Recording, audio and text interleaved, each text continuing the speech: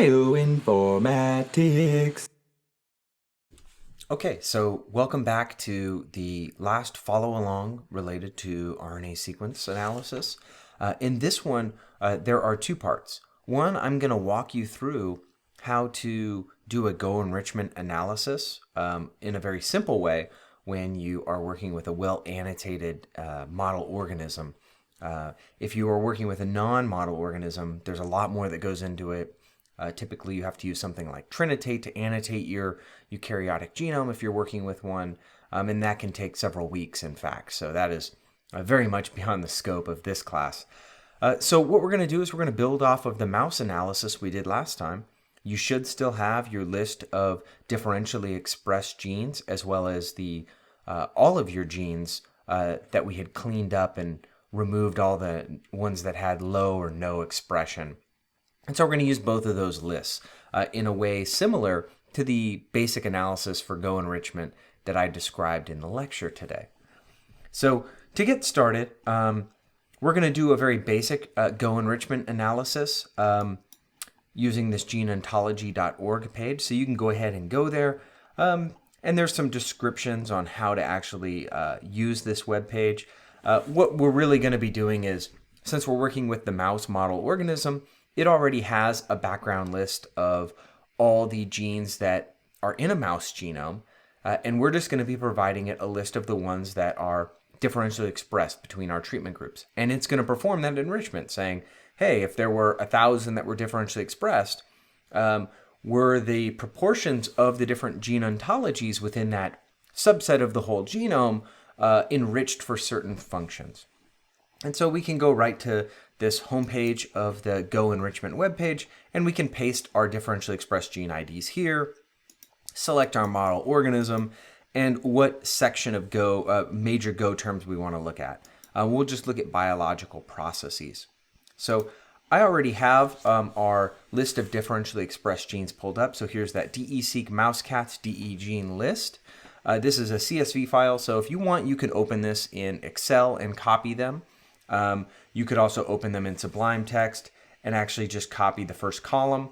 It's quite easy since the column for the IDs, they're all the same length. They're filled in with zeros if they're larger numbers or smaller numbers. So you could just copy this, leaving off the commas. You could also actually just clean this up if you wanted to use regular expressions. So you could say, hey, I want to keep everything from the start of the line, dot plus question mark. So a non-greedy repetition of the dots or the wildcard up until we hit a comma. And we want to keep before the comma and then dot star to basically match everything to the end of the line. So this should match all the whole lines for everything. And we only want to keep that first capture group. So if we were to replace this, now we only have that first column, so we could even get rid of the header if we wanted to, and we could just select all and copy it that way as well if you wanted to keep this extra simple. So we'll go ahead and paste that in here and hit launch. This is very different from what we've been doing previously. And so here we can see just the output. We have all of our different Go processes that were flagged as being enriched. Again, I talked about some of this in the lecture, so go back to that if you aren't quite clear on what a GoEnrichment analysis is. But we can see here things related to regulation of signaling. In the mouse reference, there are 3,000. We'd expect, therefore, only 30 based on the number of differentially expressed genes we have. But we have almost double that. And so we have quite a small false discovery rate p-value. And one where we see a lot are these things related to insulin-like growth factors. And you could look at what the actual knockout gene was and see if that makes biological sense to you. And you could scroll through here, and it's kind of a difficult to read laundry list. So going back to the lab, we actually could do better. So you could read this on your own here, but something that's limited by that geneontology.org site is that if you're working with a model organism like mouse, it wants you to keep all of the mouse genome as the background. Now, if you recall from last time, we found that because we were looking at a particular tissue type, that there were many, many, many genes that were just off entirely.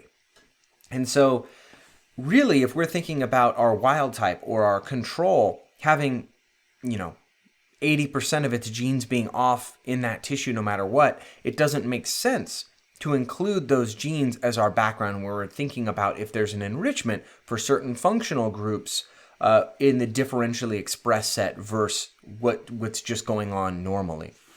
And so I prefer to use custom background lists as a way of kind of correcting for that and being a little more precise about what we're really classifying as enrichment. And so if we're knocking out a gene in a certain tissue type, our background should be all the genes that are on in that tissue type when it's not knocked out.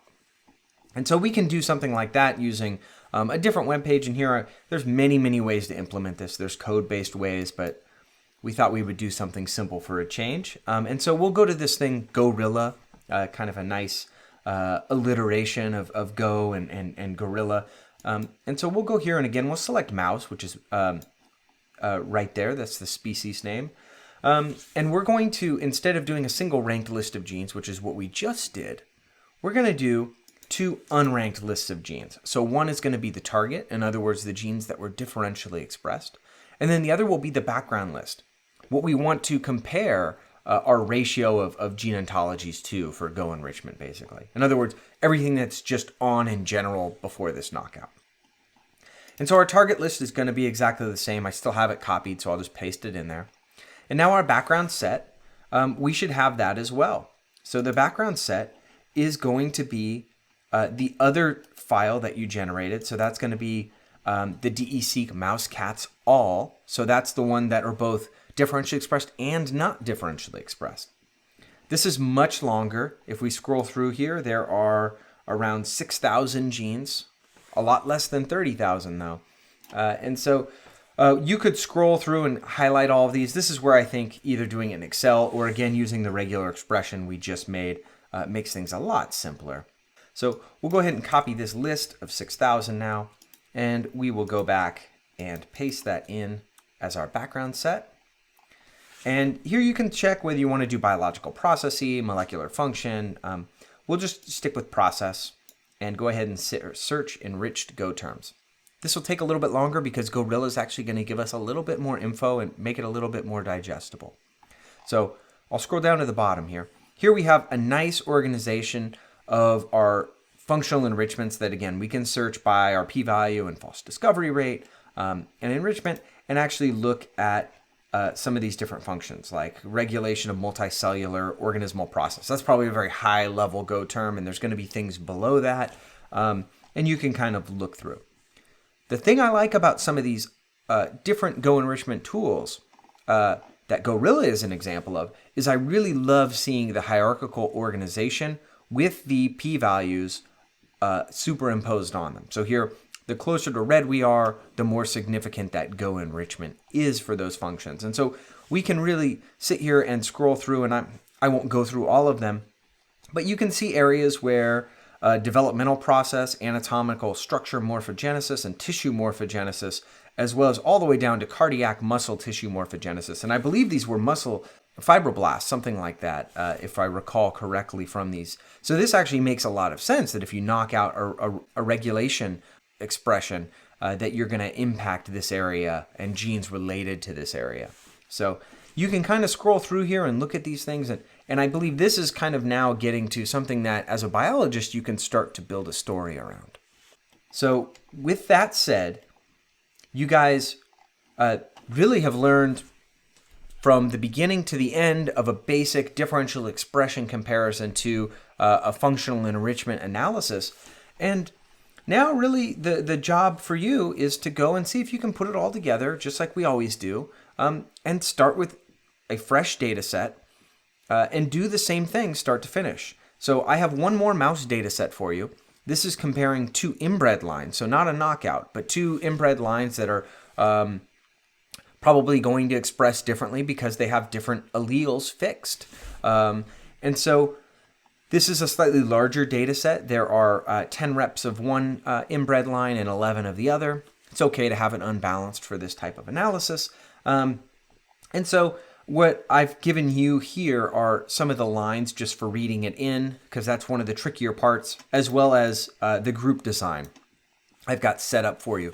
But you should be able to take these data, this group design, and repurpose the R code from last time and do your entire differential expression analysis, clean up the things that aren't expressed or lowly expressed, and save a inbred all gene CSV file as well as a differential expression one, and then do what I just did here and perform a Go enrichment analysis using Gorilla or something similar to answer the questions if there are any genes that are differentially expressed between the inbred lines, and if that changes before or after you kind of clean up the data, and then if there are any Go categories that are enriched as being differentially expressed.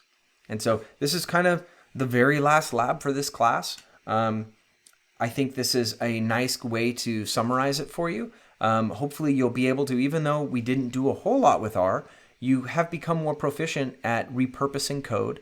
And so this really should be kind of very much in your wheelhouse at this point. And if it's not, I am always here to help you.